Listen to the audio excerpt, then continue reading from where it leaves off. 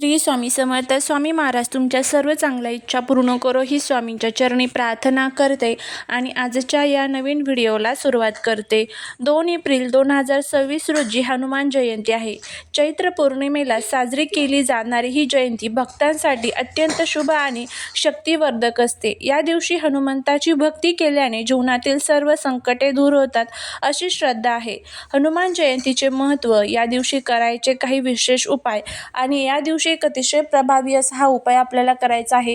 हा उपाय जर केला तर मुलांची अभ्यासात, नोकरीत प्रगती होईल, घरातील सर्व दुःख, दारिद्र्य, अडचणी संपेल, अखंड लक्ष्मी प्राप्ती होईल, जीवनातील सर्व संकटांचा नाश होईल. तर असा हा प्रभावी उपाय कसा करायचा याबद्दलची संपूर्ण माहिती, त्याचबरोबर कोणत्या चुका टाळाव्या, काय करावे, काय करू नये, अशी संपूर्ण माहिती आजच्या व्हिडिओमध्ये मी तुमच्यासोबत शेअर करणार आहे. त्यामुळे व्हिडिओ हा स्किप न करता शेवटपर्यंत नक्की पहा. जर तुम्ही या चॅनलवरती नवीन असाल तर चॅनलला सबस्क्राईब करा आणि असेच माहितीपूर्ण नवनवीन व्हिडिओ पाहण्यासाठी बेल आयकॉनलाही प्रेस करा, म्हणजे जेव्हा कधी मी नवीन व्हिडिओ अपलोड करेल त्याचं नोटिफिकेशन सर्वात अगोदर तुम्हाला भेटेल आणि तुम्ही एक पण व्हिडिओ मिस करणार नाही. त्याचबरोबर कमेंटमध्ये ओम हनुमते नमः लिहायला विसरू नका, जेणेकरून हनुमानाची तुमच्या कुटुंबावर, मुलांवर अगदी भरभरून अशी कृपा होईल. हनुमान हे शक्ती, बुद्धी आणि असीम भक्तीचे प्रतीक आहेत. त्यांची उपासना केल्याने आत्मबळ वाढते. हनुमानाला संकटमोचक म्हटले जाते. जीवनातील अडथळे आणि नकारात्मक ऊर्जा दूर करण्यासाठी हा दिवस विशेष मानला जातो. विशेषतः शनिदेवाच्या साडेसातीचा किंवा इतर ग्रह दोषांचा त्रास कमी करण्यासाठी हनुमानाची पूजा फलदायी ठरते. या दिवशी काय करावे? या दिवशी सकाळी लवकर उठून स्नान करावे, स्वच्छ वस्त्रे परिधान करावे. या दिवशी हनुमान चालीसा, बजरंग बाण किंवा सुंदरकांडचे पठण करणे अत्यंत शुभ असते. शक्य असल्यास या दिवशी उपवास धरावा. श्रीराम जय राम जय जय राम या मंत्राचा जप हनुमान जयंतीच्या दिवशी आवर्जून करावा. त्याचबरोबर हनुमान मंदिरात करायचे काही खास उपाय या दिवशी केले जातात. त्यामध्ये हनुमानाला सिंदूर खूप प्रिय आहे. यामुळे ग्रहांची पीडा दूर होते. त्यामुळे सिंदूर नक्कीच हनुमानाला अर्पण करा. त्यानंतर पुढचं म्हणजे मंदिरामध्ये चमेलीच्या तेलाचा दिवा लावल्याने मनाला शांती मिळते. त्यामुळे चमेलीच्या तेलाचा दिवा लावा. 11 किंवा 21 रुईच्या पानांवरती राम नाव लिहून त्यांची माळ हनुमानाला अर्पण करा. त्यामुळे भगवान हनुमान हे आपल्यावरती खूप प्रसन्न होतात. हनुमानाला बुंदीचे लाडू किंवा चण्याच्या डाळीचे पीठ, पिठलं भाकरी अर्पण करणे खूप शुभ मानले जाते. त्यामुळे हा नैवेद्य आवर्जून अर्पण करा. त्याचबरोबर नारळाला शेंदूर लावून तो हनुमानाच्या चरणी अर्पण केल्याने रखडलेली कामे मार्गी लागतात. हनुमानाच्या पूजेमध्ये स्वच्छता, पावित्र्य राखणे अत्यंत आवश्यक आहे. या दिवशी तामसिक आहार, मांसाहार, कांदा, लसूण खाणे टाळावे. कोणाशी वाद घालू नका. मनामध्ये शुद्ध भाव ठेवा. चैत्र पौर्णिमेचा जो प्रारंभ आहे तर तो 1 एप्रिल 2026 वार बुधवार सकाळी 7 वाजता होणार आहे आणि समाप्ती जी आहे तर ती 2 एप्रिल 2026 गुरुवार सकाळी 7:41 होणार आहे. शास्त्रानुसार ज्या दिवशी सूर्योदयाच्या वेळी पौर्णिमा तिथी असते त्याच दिवशी पौर्णिमेचे व्रत आणि मुख्य उत्सव साजरा केला जातो. त्यामुळे 2 एप्रिल 2026 रोजी सूर्योदयाच्या वेळी पौर्णिमा तिथी उपलब्ध असल्याने हनुमान जयंती आणि चैत्र पौर्णिमा 2 एप्रिल रोजी साजरी केली जाणार आहे. चैत्र महिना हा हिंदू कॅलेंडरचा पहिला महिना आहे. त्यामुळे या पौर्णिमेला विशेष धार्मिक महत्त्व आहे. याच दिवशी पवनपुत्र हनुमानाचा जन्म झाला होता, म्हणून हा दिवस देशभरामध्ये मोठ्या उत्साहात साजरा केला जातो.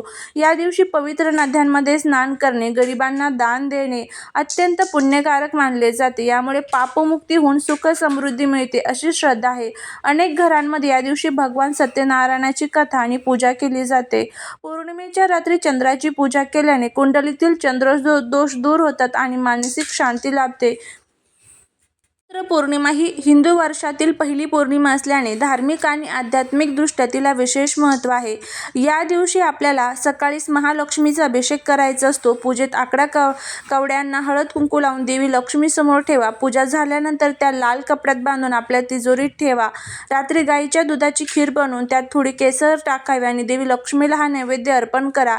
सकाळीच मुख्य दरवाजा स्वच्छ धुवून उंबरठ्यावर स्वास्तिक काढावे, हळदी कुंकू व्हावे. यामुळे नकारात्मक ऊर्जा घरात प्रवेश करत नाही. घरात पुसण्याच्या पाण्यात थोडेसे समुद्री मीठ टाकून घर पुसावे, यामुळे घरातील वास्तुदोष दूर होतात. रात्री जेव्हा चंद्र पूर्ण प्रकाशात येईल तेव्हा चंद्राला दूध मिश्रित जल अर्पण करावे. त्याचबरोबर या दिवशी तांदूळ, दूध, साखर आणि पांढरे कापड गरजू व्यक्तीला दान करणे अत्यंत शुभ मानले जाते. पौर्णिमेच्या दिवशी पिंपळाच्या झाडामध्ये लक्ष्मी आणि विष्णूचा वास असतो असे मानले जाते.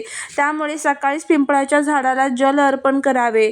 संध्याकाळी झाडाच्या मुळाशी शुद्ध तुपाचा दिवा लावावा, यामुळे पितृदोष शांत होतो. त्याचबरोबर 2 एप्रिलला हनुमान जयंती असल्यामुळे या दिवशी हनुमान चालीसा वाचल्यानंतर थोडा वेळ ओम सोमाय नमः या मंत्राचा जप देखील तुम्ही करू शकता.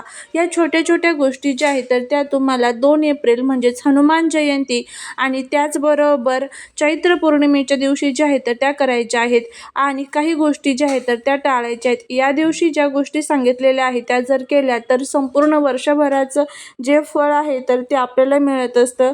त्यामुळे आपल्याला ह्या सर्व गोष्टी करायच्या असतात. त्यानंतर आपल्याला हा जो एक अतिशय प्रभावी असा उपाय जो आहे तर तो आपल्याला करायचा आहे. तर या दिवशी आपल्याला नारळाचा हा उपाय करायचा आहे. हनुमान जयंतीच्या दिवशी नारळाचा हा उपाय अत्यंत प्रभावी मानला जातो. नारळ हे श्रीफळ असून ते अडथळे दूर करण्याचे प्रतीक आहे. या उपायाने नजर दोष, शत्रूंचा त्रास आणि कामात येणारे अडथळे दूर होण्यास मदत होते. त्याचबरोबर आता हा उपाय कसा करायचा ते आपण बघूया.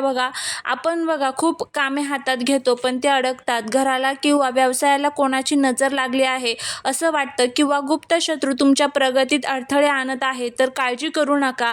या हनुमान जयंतीला फक्त एका नारळाचा हा अचूक उपाय करा आणि बजरंगबलीच्या कृपेने तुमच्या आयुष्यातील सर्व संकटे हे क्षणात दूर होतील. यासाठी काय करायचं आहे, एक जटा असलेला अख्खा नारळ पाणी असलेला घ्यायचा आहे. थोड्या शेंदूर आणि चमेलीचं तेल घ्यायचं आहे. एक लाल रंगाचा धागा किंवा मौली किंवा ज्याला कलावा म्हणतात तर तो घ्यायचा आहे. आता पहिल्यांदा काय करायचं आहे तर हनुमान जयंतीच्या दिवशी सकाळी किंवा संध्याकाळी अंघोळ करून हनुमान मंदिरात जा किंवा घरातच हनुमानासमोर बसा. शेंदूर आणि चमेलीचे तेल एकत्र करून त्या नारळावरती स्वास्तिक काढा किंवा राम किंवा श्रीराम लिहा. आता हा नारळ तुमच्या हातात धरून तुमची जी काही इच्छा असेल किंवा जे संकट असेल तर ते हनुमानाला सांगा. जर तुम्हाला वाटत असेल की कोणाची नजर लागली आहे तर हा नारळ तुमच्यावरून किंवा पीडित व्यक्तीवरून 7 वेळेस घड्याळाच्या काट्याच्या दिशेने ओवाळून घ्या. त्यानंतर हा नारळ हनुमानाच्या चरणी अर्पण करा किंवा वाहत्या पाण्यात विसर्जित करा. या उपायाचा काय फायदा होईल तर तुमच्या कामात येणारे सर्व अडथळे दूर होऊन तुम्हाला यश मिळू लागेल. शत्रूंच्या वाईट नजरेपासून तुमचे संरक्षण होते आणि ते तुमचे नुकसान करू शकणार नाहीत. घरातील नकारात्मक ऊर्जा आणि नजरबाधा कायमची संपते. मनातील भीती निघून जाईल आणि आत्मविश्वास वाढतो. बजरंगबली हे संकटांचे निवारण करणारे देव आहेत. हा उपाय पूर्ण श्रद्धेने करा आणि याचा अनुभव नक्की घ्या. जर तुम्हाला हा व्हिडिओ आवडला असेल तर कमेंटमध्ये जय हनुमान लिहायला विसरू नका. भेटूया पुढच्या एका छानशा नवीन व्हिडिओत नवीन माहितीत. श्री स्वामी